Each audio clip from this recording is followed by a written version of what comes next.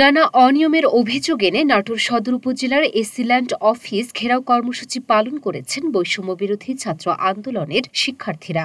শহরের বঙ্গজল এলাকায় রানী ভবানী রাজবাড়ী চত্বরে এই কর্মসূচি পালন করেন তারা।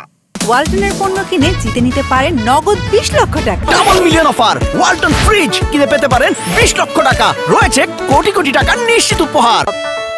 ছাত্র প্রতিনিধিরা জানান, সদরের এসিল্যান্ড কৃষ্ণচন্দ্র যোগদানের পর থেকেই নানা অপকর্মে জড়িয়ে পড়েছেন। বর্তমানে এসিল্যান্ড আছে, সে স্বৈরাচারী একজন দোসর ছিল। আমাদের ছাত্র আন্দোলনের 30শে জুলাই সে আওয়ামী লীগের বাহিনী ঢুকায় আমাদের হেনস্থা করার চেষ্টা করে। এটা তার প্রথম একটা সমস্যা। দ্বিতীয় সমস্যা হলো সে বিভিন্ন রকম অফিসের স্টাফের মাধ্যমে এখানে যে খাজনা খালি যে বিভিন্ন চাঁদাবাজি করে। এছাড়া এখানে যারা সাধারণ জনগণ আছে বা যারা বসবাস করতেছে দীর্ঘ 40-50 বছর ধরে, তাদের পুনর্বাসন না করে তাদের বিভিন্ন রকম ভাবে ভয়ভীতি দেখায়। এবং তার কিছু পালনকৃত স্টাফ আছে যারা সরকারি ভাবেও তারা নিয়োগকৃত না, তার নিজস্ব একটা বলয় আছে, সেই বলয় দিয়ে তাদের উচ্ছেদের জন্য বারবার তাদের জোর জবরদস্তি করতে থাকে।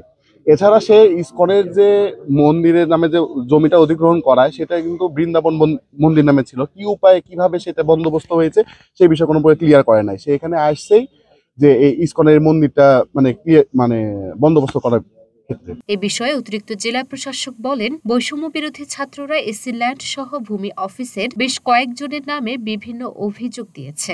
দুর্নীতি যে করবে তার শাস্তি অবশ্যই হবে বলেও জানান তিনি। এই বিষয়ে আমাদের বক্তব্য হচ্ছে যে দুর্নীতির বিরুদ্ধে আমরা জিরো টলারেন্স। আমরা আমাদের সকল ভূমি অফিসগুলো যাতে স্বচ্ছতার সঙ্গে দুর্নীতিমুক্তভাবে সেবা দেয় সেই ব্যবস্থা আমরা অলরেডি নিয়েছি এবং এটা ভবিষ্যতে আমরা মনিটরিং করব এবং যারা দুর্নীতির সাথে জড়িত থাকবে তাদের বিরুদ্ধে আমরা ড্রাস্টিক অ্যাকশন নেব।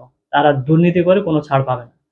আর এছাড়াও কিছু সরকারি সম্পদের বিষয়ে কথা হয়েছে যে যদি অসহায় বা গৃহহীন কেউ থাকে সেটা আমরা তাদেরকে বলেছি যে তাদের উপযুক্ত পুনর্বাসনের ব্যবস্থা করা হবে এবং তারপরে তাদেরকে এখান থেকে শিফট করা হবে আর কি।